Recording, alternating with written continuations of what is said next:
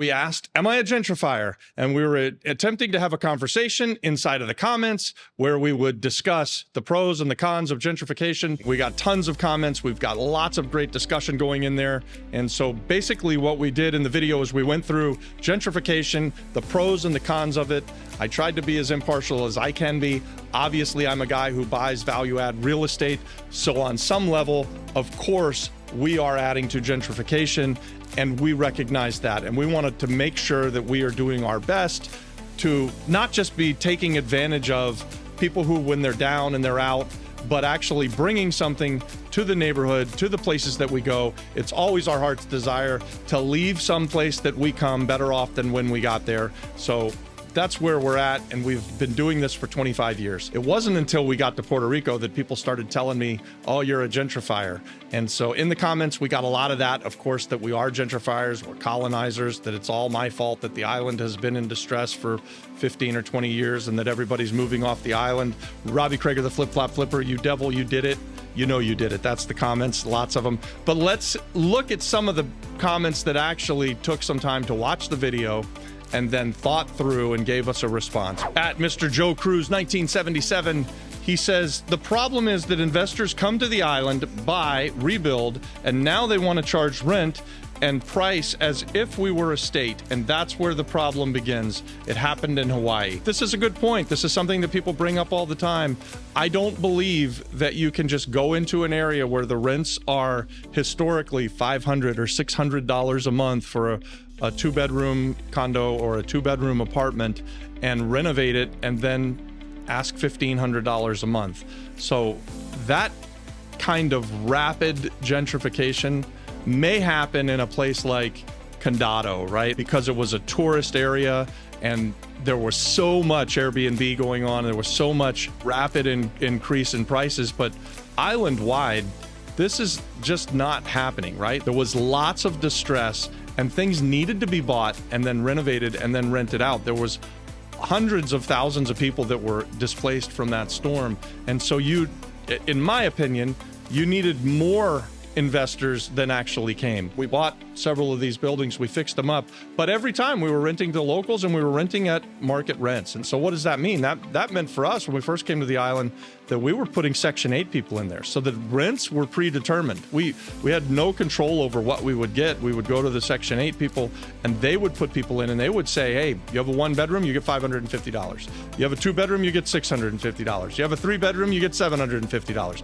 That's how it was, right? And that's what we did when we got here. We were taking vacant buildings, fixing them up so that they qualified for Plan Ocho for Section 8 and putting tenants in there. Why'd we do that? Well, we did that because we knew that there was a long list of people that needed that type of housing. And we did that because we knew that the government would be paying us and that we were going to be able to collect the rents. We were completely unsure when we came to the island whether or not we were going to be able to collect rents after Maria. I mean, it was thought to be awful. Anything in the news that we heard before we got here just talked about complete distress and decay and really made it sound like nobody had any money and nobody could afford anything. So to take a chance to come and fix up a building to then to rent to people that you're being told day after day on the news that nobody's got any money and nobody can pay any bills, that was a big risk on our part. So the way we mitigated some of that was to use Plan Ocho, and it worked, right? So we then kept those rental properties, and we've had them now for 5 years, many of them, and rents have risen. For sure, rents have risen, but they have not risen from $550 to $1,500 or from $550 to $1,000. These properties that we have that we've had for 5 years, you know, if that apartment was or that place was renting for $550 right after Maria, maybe it's gone up to $600 over a 5-year period of time. But that's what we're getting. And when I say we rent to people for long-term rents at market rents, what I'm talking about is local population people, island-wide, and we've got rental properties in Kamoy, we've got rental properties in Caguas, we've got rental properties in Rincon, we've got properties around the island, and certainly we have a lot in the metro area. We sort of concentrated on the metro area because that was where the most population was. But those rents have not exploded to the likes of which I think this comment is saying, right? Like, so we have not come in and thought for a 2-bedroom, 1-bath in Orlando, Florida, I can rent it for $1,800 a month and I'll be able to get that in Puerto Rico. I mean, that's just nonsense. So at Dex21797, he comments, cute video. How much above market are you flipping these properties? Have you counted how many families you removed for a flip? And so I answered him in there because I love that I'm going to answer this again here.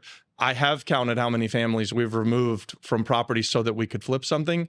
And the number is like that. It's 0, right? So we don't buy properties that have a bunch of people living in them and move them out and fix things up and then sell them. And the other part of his question is, how much above market am I selling properties for? Well, first of all, if you watch this channel, you know that I don't really like to sell real estate. We are value add real estate investors, and we are trying to create cash flow. And that's what our thesis is based around. Do we sell properties? Yes. When we first came to the island, we had a different thesis and we were buying, fixing, and selling, but we were always selling at appraised value. So we would fix it up and we would sell it to FHA buyers, to local Puerto Ricans that would qualify for an FHA buyer. And there was a line a mile long for these properties because the properties that we were putting back on the market couldn't be sold to these people with an FHA loan because they didn't qualify to get the loan. So someone had to come in and fix everything up, make sure the lights come on, make sure the windows open and close, the doors lock, make sure that the roof isn't leaking. All of that had to be done in order to get it to appraise and have the FHA loans come in, right? So we didn't displace a bunch of people, guys. That's a misnomer. Does it happen? Do real estate investors buy things and then ask people to leave? Sure they do. And that happens right next door. There's a building that recently is purchased. It's got a handful of people that have living there that have had leases and have been there for a long time, but their leases expire as well. And they could choose to move, right? Like, so as someone who owns rental properties, it's not a given that the person who signed a 1-year lease with me is going to renew their lease next year. And it's not a given as the person who rents a place. And I've been a renter. I signed a 1-year lease and I love the place and I want to rent it again the next year. It's not a given that I get to rent it. It's certainly not a given that I get to rent it at the same price. And that's just universal truth, right? Like, so if you are choosing to be a tenant, then you sign a contract with a landlord and you pay him for the privilege of living in that property. And at the end of your lease, you either sign a new contract or you leave. And it goes both ways. With us, we really like buying vacant properties because we feel like we can buy them at the best price when we do that. And we know that we're going to increase value because we're going to pour a whole bunch of money into it. We're going to take a building that doesn't have doors and windows and doesn't have power and has a leaky roof, and we're going to fix all of that stuff. We're going to invest money into it. And then we're going to have something that's much nicer than what we purchased. And it's going to then be able to be rented, whether that's to a business or that's to a hotel or if that's to a person. We're going to increase cash flow. And that's what we like to do. And that's what we also try to encourage other real estate investors to do, right? So this channel, this particular YouTube channel, is not how to get into real estate and become a property wholesaler. What we are trying to encourage our community to do is to buy real estate, to fix it up, to build the cash flow, to build generational wealth. We're trying to get people out of the rat race. This is what's important to us. That's why we do the YouTube channel. And I would love to be able to encourage anybody who's caught up in the rat race. If you're working at a job that you dislike, that you just hate and you want to get out of, here's an alternative. And I think becoming a real estate investor means that you're buying something, you're fixing it up, you're investing in the community, and you're owning it for a long time. Yomari Matos, 3562. Thank you for putting the time and effort, love, and passion into what you do. Thank you for making my island more beautiful, one investment at a time. I want to learn how to become an investor and use my experience in the multifamily business to create short and long-term housing. Just recently moved back to Puerto Rico after 11 years in Georgia, and I'm excited about what you're doing and keep up the good work. Obviously, that's a great comment. I'm completely encouraged by that, right? Like, so on this YouTube channel, we invite people to come to the island, but you know who we're inviting most is the people who left the island, and they left the island because there was an opportunity, and now on the island of Puerto Rico for the first time in a long time, and we say this often on this channel, for the first time in a long time, there's opportunity everywhere. So to hear someone who is coming back to the island and who's had some experience, they went and they learned a skill set and they're going to bring it back to the island, that's completely encouraging to me. I love it. I'm grateful that she made that comment. That's what needs to happen, right? Like, so lots of people have left the island because they didn't have opportunities, and so they went to the United States. And now hopefully that's going to stop. The younger population no longer needs to look to the States in order to find opportunity. There's opportunity here. There's businesses being created here. Things are improving and wages are going up because of it. So that is completely what the desire is, right? Like that's what we want. We want to see people coming back to the island. We want to see the population growth continue. We want to see the economy get better. Inzu, at Inzu, E-N-E-Z-U, says, if you're displacing natives from their homes, you're a gentrifier, especially when you're calling more people to do the same. You're a colonizer too. I hope this helps. So back to what I was just saying is, yeah, we're encouraging people to come and invest in Puerto Rico. I stand by what I said a year ago, and I've got a video out there where I say that I think the very best place to be investing in real estate is Puerto Rico. I said it back then. I stand by it today. I believe that the island kind of bounced off of the bottom after more than a decade of complete recession. So the island of Puerto Rico goes into this terrible recession back in 2008, 2009. The rest of the country recovers sometime around 2014, 2015, but not Puerto Rico. Puerto Rico continued to just trade sideways, and there was no work, right? Like, so people were continuing to leave the island at a much faster rate than people were coming to the island. And now, for the first time, there's opportunity on the island. There's reasons for people to be moving here. There's reasons for people to come back to the island. And so that is what we're saying. And we are certainly inviting people to come and do what we've done, right? Like, to come here. There's more distressed property on this island than a guy like me could do in 1,000 lifetimes. There's just building after building after building, and I show it on this YouTube channel. Some of our shorts, I go around and I show the stuff that's still waiting for people to fix up, that's still waiting for the people who own it to come back to the island and take control of it and put it back into circulation, get it up to its highest and best use, so that it's something that's a benefit to the society as a whole, to the neighborhood, right?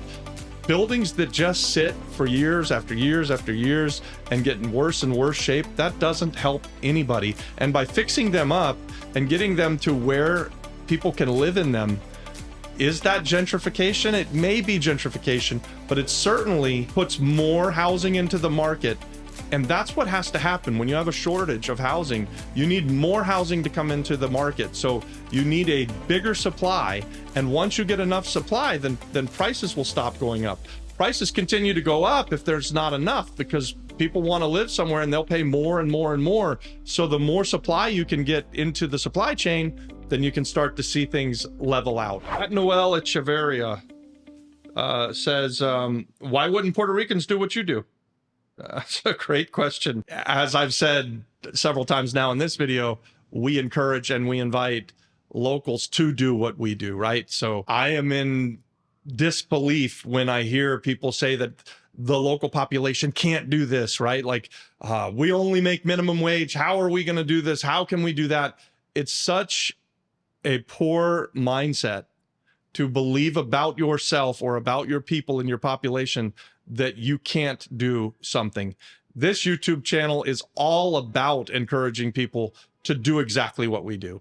Like, that's really, I believe if someone's done it once, then I can do it. That's how I became an entrepreneur. The mindset of that you just can't do it because of whatever your circumstances, that victim mindset, it's a disease, guys. It's a crippling disease. And if that's you, I really encourage you to start thinking about yourself. You know, how could I do whatever it is that I'm telling myself that I couldn't do, or whatever it is that the community's telling me that I couldn't do? I think it's completely unfair to say that a local can't do what I do, because absolutely anyone can do what I do. I'm not the smartest guy in the room. I'm not the dumbest guy in the room, but if I can do it, you can do it. And that's the story here, right? Like that's what we're trying to tell you guys on the YouTube channels and encourage you, is that you can become a real estate investor, and that it's a good life, and that it doesn't take a lot of money, and that you can create good, high-paying jobs and change your life and all of the people that live around you, all of your loved ones, all of your friends. All of it can be better if you'll change your mindset from I can't do this, I can't afford that, to how can I do this and how could I afford that. At Mr. Vasquez 636, he says, most of you guys are in Puerto Rico for the tax breaks. I don't know if you watched the video. I appreciate the comment. I'm not part of Act 60. I get this every day. I'm sort of the face of the Gringo Go Home right now. And I appreciate that. And everybody thinks, oh, I just come here to not pay taxes. Well, I didn't even know about Act 20 or 22 when I showed up to the island and started investing in real estate. And I'm not part of Act 20 or 22 right now because that's not how I make my money, right? So Act 20 is for export services. And that would be me selling something back to the United States and earning revenue off of that and only paying a 4% income tax, which, by the way, locals can take advantage of and do. Act 22 is for those super smart people who day trade and they make their money buying and selling stocks or buying and selling Bitcoin and doing this, they call it investing, this stock market investing or blockchain investing. I don't buy stocks at all. I invest in real estate. Real estate has its own set of tax benefits, but I get those tax benefits when I buy real estate and I hold it for a long time, whether I'm living in Florida or California or Puerto Rico. So to say that I came to the island to not pay taxes, it's just not true. Obviously, as an entrepreneur, I want to pay as low as tax as I can. And so I do that wherever I go. And real estate provides great resources for us to not have to pay a whole bunch of tax, because we can depreciate things and we can sell things and make a capital gain and put it into an opportunity zone. So there's a lot of reasons why you want to be a real estate investor, and saving money on taxes is one of them. To think that most real estate investors come to the island so that they don't have to pay taxes, it's just nonsense. I mean, it doesn't even make any sense. I'm sorry. I don't mean to be mean about the comment, but it's just not true. All right, guys. So I hope that we get as many comments from this video as we did from the last one. Am I a gentrifier? If you didn't see the first video, we'll put it in the pinned comment. Go check it out and then just become part of the conversation as we are trying to figure this out, right? Like, so we want to be real estate investors. Of course, we want to make a profit, but we want to be good neighbors. We want to provide housing for people. We want to provide jobs for people. We want to leave something better wherever we go in the world. We're hoping that we're leaving it better than we found it. And we believe that development is key. It's part and parcel of a thriving economy. And so Puerto Rico has a good economy right now for the first time in a long time. And there is opportunity for people to come back. We're going to continue on this channel to spotlight really cool real estate deals. We're going to continue on this channel to invite people to the island, to invest in the island, to move back to the island. We're not going to stop. We're going to keep going. I still believe that the very best place to put your money to work and to get out of the rat race is by investing in real estate in opportunity zones in Puerto Rico. It's just an amazing combination. We've got lots of content on it, guys. Go check out one of the playlists on opportunity zones. But by all means, like and subscribe to the channel, become part of the conversation. If you're interested in partnering with us on one of our next projects, or if you're interested in bringing us a project of your own, then email us at theflipflopflipperpr@gmail.com. Theflipflopflipperpr@gmail.com. By sending me that email, we can start a relationship. We can really get to know one another.